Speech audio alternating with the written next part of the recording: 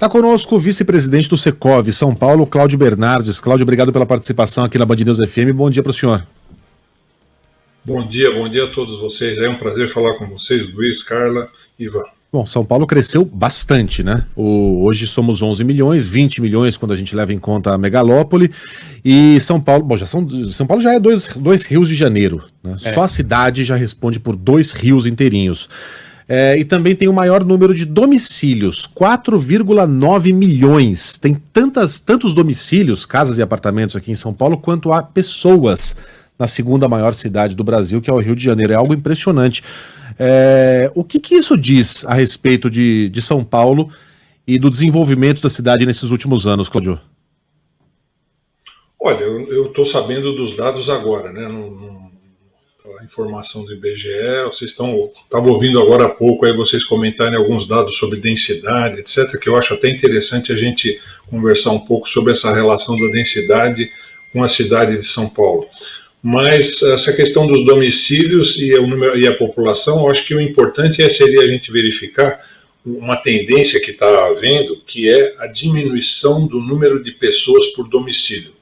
Eu não fiz a conta agora, talvez fosse interessante a gente fazer, porque vem caindo o número de pessoas por domicílio, e isso significa que aumenta a demanda por domicílios. Então esse é um efeito colateral importante desse processo, principalmente nas cidades maiores, cai o número de pessoas por domicílio. Acho que a gente tinha no censo 2000 cerca de 3,8 pessoas por unidade habitacional, no 2010 foi para 2,9 e agora não sei quanto, mas talvez essa tendência tenha... É por aí, 2,79 agora, então caiu mesmo, caiu 2,79. Caiu mais um pouquinho, né? Então você veio de 3,8, 2,9, 2,78. Então essa é uma tendência, e isso significa que a gente precisa de uma demanda maior, a gente tem uma demanda maior por domicílios, né, na cidade, mesmo que a população se mantenha, mas a população vem aumentando também, né.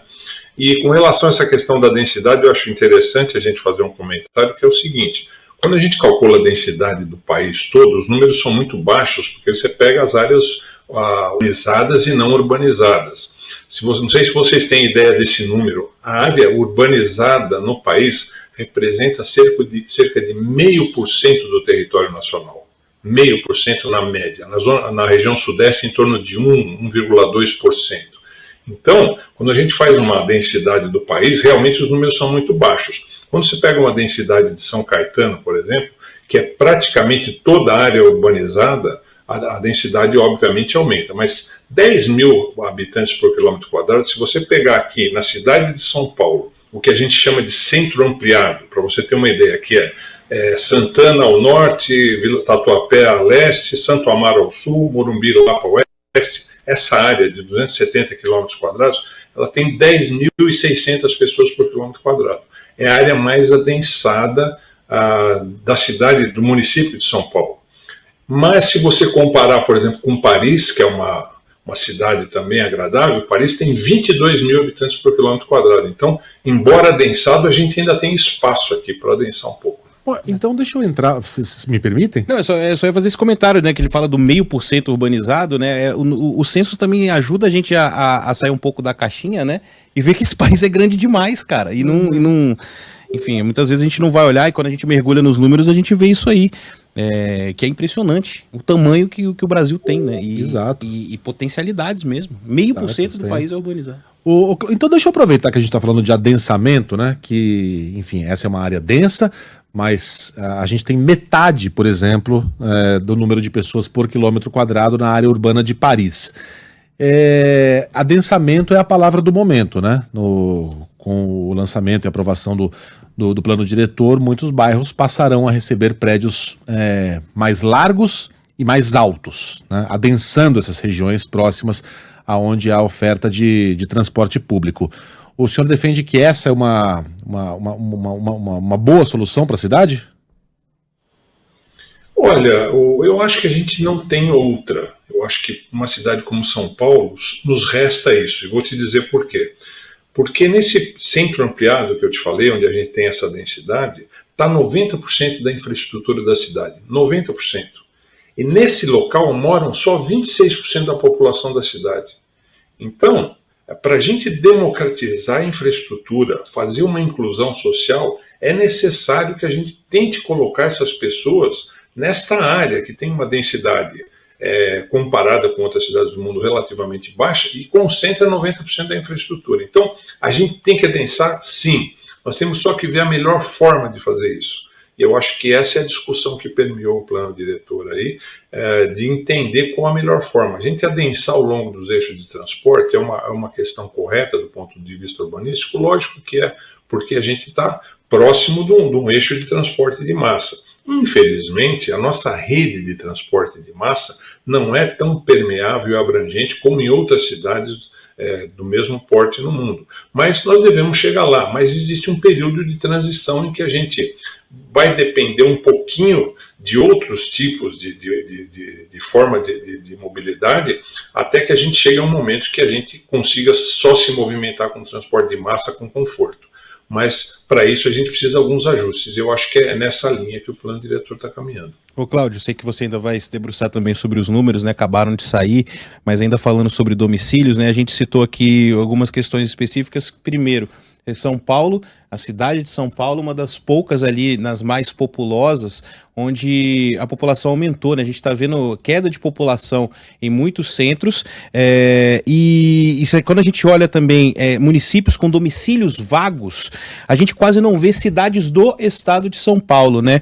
E aí é meio que a sua área, no Brasil inteiro, os domicílios particulares permanentes vagos aumentaram 87%, quer dizer, a gente pode entender isso como imóveis ociosos, não sei como é que a gente pode olhar para esses domicílios, mas quando a gente olha para São Paulo e vê que a população aumentou, que o número de domicílios aumentou e que há muito poucas cidades no estado onde há domicílios vagos, a gente está falando do que realmente? É de oferta de domicílios, é da busca do brasileiro por sei lá, o sonho de morar num grande centro, né? Sobre o que versam esses números de domicílios vagos como um movimento nacional, mas olhando para São Paulo, muita oferta de domicílios, a população continuou crescendo, o número de domicílios também continuou crescendo, né? Sobre o que a gente está falando aqui exatamente? Um êxodo de pessoas de outros lugares para cá?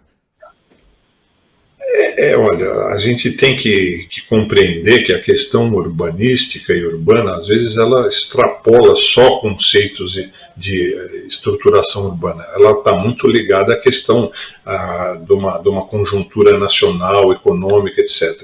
E eu acho que São Paulo é um centro de atração importante, né? Eu acho que todas as cidades do mundo têm lutado nesse sentido de ser um centro de atração de pessoas, de talentos, e São Paulo, pela sua pujança, pelo seu tamanho, pela oferta de oportunidades, acaba trazendo muita gente. Então, eu acho que esse fato não seria uma novidade, porque a gente vê o polo de atração que é São Paulo, e isso nos traz também uma responsabilidade de acomodar essas pessoas da melhor forma possível. Não estamos fazendo isso de uma forma muito adequada, a hora que a gente vê que só 26% das pessoas estão na área que tem maior infraestrutura.